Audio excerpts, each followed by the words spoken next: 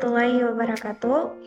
Kami dari kelompok 4 akan mempresentasikan hasil proyek yang telah kami kerjakan dengan judul Determinasi Faktor Sosial Ekonomi terhadap Indeks Pembangunan Manusia di Sumatera Barat tahun 2024, di mana anggota kelompok 4 ada 3 orang. Yang pertama ada Arliza Syarki, ada Cujazlin Aminah, dan saya sendiri Salsa Oktari. Selanjutnya di sini ada latar belakang. Indeks Pembangunan Manusia atau IPM menjadi indikator penting untuk menilai kualitas pembangunan suatu daerah melalui dimensi kesehatan, pendidikan, dan standar hidup yang layak. Meskipun IPM Indonesia terus meningkat, kesenjangan antar wilayah masih terlihat, termasuk di Provinsi Sumatera Barat. Perbedaan ini menunjukkan variasi kemampuan setiap daerah dalam menyediakan layanan dasar bagi masyarakat. Perkembangan IPM dipengaruhi oleh berbagai faktor sosial ekonomi, terutama tingkat kemiskinan, kondisi pasar kerja, dan daya beli masyarakat. Jumlah penduduk miskin atau JPM yang tinggi dapat membatasi akses terhadap pendidikan dan kesehatan. Sedangkan tingkat pengangguran terbuka atau TPT yang tinggi mencerminkan rendahnya penyerapan tenaga kerja, sehingga berpengaruh pada produktivitas dan kesejahteraan. Sementara itu, pengeluaran per kapita atau PPK mencerminkan kemampuan ekonomi rumah tangga yang mana semakin tinggi daya beli masyarakat, semakin besar peluang peningkatan kualitas hidup dan capaian IPM. Oleh karena itu, penting untuk menganalisis pengaruh kemiskinan, pengangguran, dan pengeluaran per kapita dalam menjelaskan variasi IPM di Provinsi Sumatera Barat. Analisis ini dapat memberikan gambaran mengenai faktor sosial ekonomi yang berperan dalam membentuk kualitas pembangunan manusia di daerah tersebut. Selanjutnya, ada data dan metode.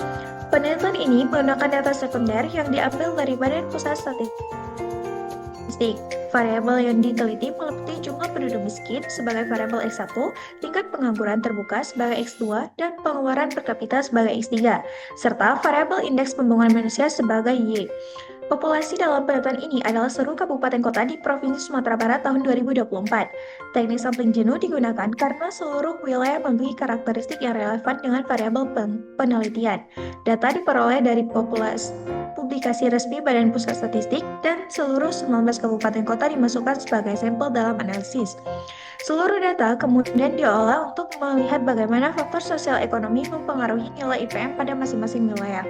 Di sini ada beberapa tahapan metode yang kami kerjakan ketika kami menganalisis kasus tersebut, di mana yang pertama kami menentukan tema dan variabel, selanjutnya kami mengambil dan menyiapkan data sekunder, selanjutnya kami melakukan analisis regresi, dan terakhir kami mengambil kesimpulan. Untuk hasil dan pembahasan akan dijelaskan oleh rekan saya.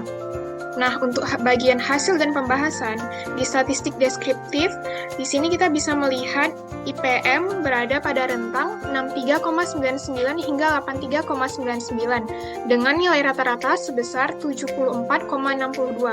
Ini menunjukkan bahwa sebagian besar kabupaten atau kota memiliki tingkat pembangunan manusia menengah hingga tinggi dengan variasi yang tidak terlalu lebar. Nah, untuk jumlah penduduk miskin atau JPM berkisar antara 1,52 ribu hingga 41,4 ribu jiwa dengan rata-rata 18,2 ribu. Rentang yang cukup besar ini mengindikasikan adanya perbedaan kondisi kemiskinan yang menonjol antar wilayah. Nah, untuk TPT atau tingkat pengangguran terbuka, di sini memiliki nilai rentang antara 1,44% hingga 9,88% dengan rata-rata sebesar 5,01%.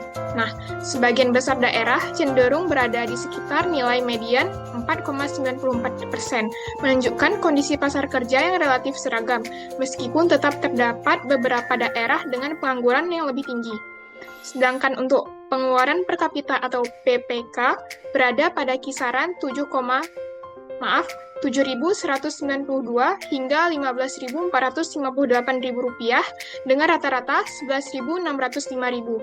Rentang yang lebar memperlihatkan variasi daya beli yang cukup besar antar kabupaten atau kota.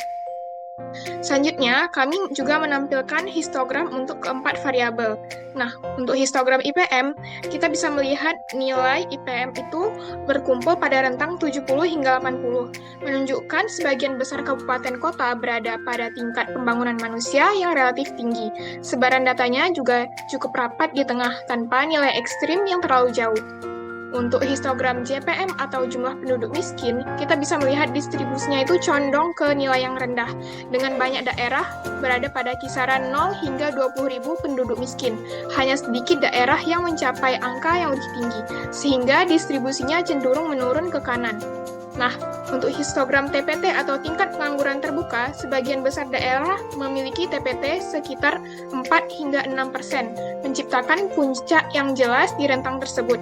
Nilai TPT ekstrim sangat sedikit sehingga sebarannya relatif terkonsentrasi di tengah. Nah, yang terakhir untuk histogram PPK atau pengeluaran per kapita, di sini kita bisa melihat sebarannya itu tampak lebih lebar, tapi mayoritas berada di sekitar 9.000 hingga 12.000. Ada beberapa daerah dengan pengeluaran yang lebih tinggi hingga sekitar 16.000, tetapi jumlahnya tidak banyak sehingga distribusinya sedikit condong ke kanan. Nah, untuk heatmap korelasi antar variabel, kita bisa melihat bahwa IPM memiliki korelasi yang sangat kuat dengan PPK, yaitu sebesar 0,92, yang berarti semakin tinggi pengeluaran per kapita, semakin tinggi pula capaian IPM. Selain itu, IPM juga berkorelasi positif sedang dengan TPT, yaitu sebesar 0,49, mengindikasikan bahwa daerah dengan tingkat partisipasi tenaga kerja lebih tinggi cenderung memiliki pembangunan manusia yang lebih baik. Sebaliknya, IPM berkorelasi negatif lemah dengan JPM, yaitu sebesar minus 0,25, sehingga jumlah penduduk miskin lebih tinggi cenderung diikuti dengan IPM yang lebih rendah, meskipun hubungannya tidak sekuat dengan variabel lain. Sementara itu, PPK juga berkorelasi positif sedang dengan TPT, yaitu sebesar 0,53, dan negatif lemah dengan JPM, yaitu sebesar minus 0,19, menunjukkan bahwa kondisi ekonomi yang lebih baik sering diiringi dengan partisipasi tenaga kerja yang lebih tinggi dan tingkat kemiskinan yang lebih rendah. Secara keseluruhan, variabel ekonomi terutama PPK tampak menjadi faktor yang paling berpengaruh terhadap IPM. Selanjutnya, untuk bagian statistik inferensia akan dijelaskan oleh rekan saya, yaitu Arliza Syarki. Lalu untuk model regresi, dengan menggunakan metode analisis regresi berganda, didapatkan persamaan regresi Y sama dengan 48,282116 dikurang 0,055654X1 ditambah 0,326423X2 ditambah 0,002216X3. Hal ini berarti setiap penambahan satu orang jumlah penduduk miskin dan nilai yang lain konstan, maka indeks pembangunan manusia akan menurun sebesar 0,055654 satuan. Setiap penambahan 1% tingkat pengangguran terbuka dan nilai yang lain konstan, maka indeks pembangunan manusia akan meningkat sebesar 0,326423 satuan. Sedangkan pada setiap penambahan Rp1.000 per orang per tahun, pengeluaran per kapita, dan nilai yang lain konstan, maka indeks pembangunan manusia akan bertambah sebesar 0,002216 satuan. Selanjutnya kami melakukan uji asumsi klasik, yang mana asumsinya itu ada 4. Yang pertama ada normalitas, kedua ada homoskedastisitas, yang ketiga ada autokorelasi, dan yang keempat ada multikolinearitas dengan masing-masing alfanya 0,05. Baik, yang pertama ada normalitas. Kami menggunakan jenis uji Anderson-Darling. Nilai ujinya yaitu 0,17022 dengan p-value 0,9197. Kesimpulannya yaitu residual memenuhi asumsi normalitas. Lalu ada homoskedastisitas. Kami menggunakan jenis uji Bruce-Pagan. Nilai ujinya 0,54724 dengan p-value 0,9084. Kesimpulannya yaitu tidak terdapat heteroskedastisitas. Lalu yang ketiga ada asumsi autokorelasi. Jenis uji yang kami gunakan yaitu Durbin-Watson, yaitu nilai ujinya 1,8314 dengan p-value 0,283, tidak terdapat autokorelasi. Dari ketiga asumsi ini yaitu sama-sama terima H0. Baik, yang terakhir ada uji multikolinearitas menggunakan jenis uji PIF, yaitu nilai uji yang pertama untuk X1 1,788276, untuk X2 2,397909, untuk X3 2,022999. Kesimpulannya tidak terdapat multikolinearitas karena masing-masing nilai di bawah dari 10. Selanjutnya kita melakukan uji serempak dan parsial. Di sini nilai p-value untuk uji serempak yaitu 1,53 dikali 10 pangkat minus 6, yang artinya seluruh variabel X secara bersama-sama berpengaruh signifikan karena p-value lebih kecil dari alpha, yaitu 0,05. Lalu ada uji parsial parameter untuk B1 dengan nilai p-value 0,312, yaitu artinya X tidak berpengaruh signifikan karena p-value lebih besar daripada alpha, yaitu 0,05. Lalu ada uji parsial parameter B2, p-value-nya yaitu 0,487. X2 tidak berpengaruh signifikan karena p-value ini lebih besar dari 0,05.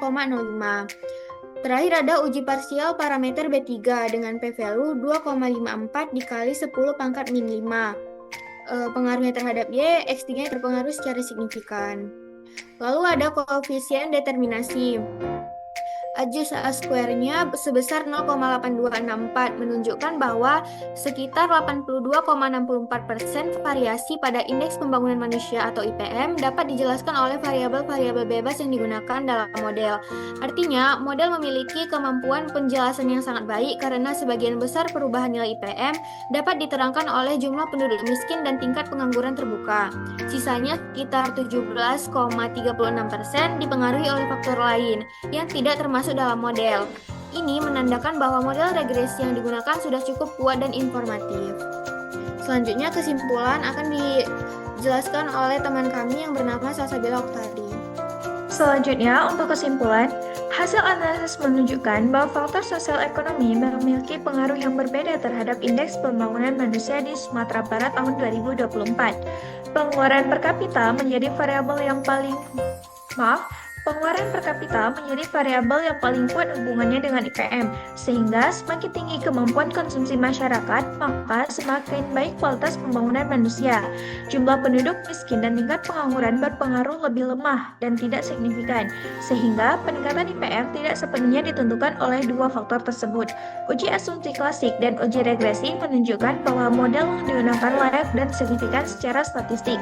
Secara keseluruhan, peningkatan kondisi ekonomi masyarakat, terutama melalui peningkatan daya beli, menjadi kunci utama dalam mendorong peningkatan IPM di Sumatera Barat. Pada proyek kali ini kami juga menampilkan scan barcode untuk melihat data-data secara lengkap yang kami gunakan. Sekian pemaparan penjelasan dari kelompok kami. Kami akhiri. Assalamualaikum warahmatullahi wabarakatuh.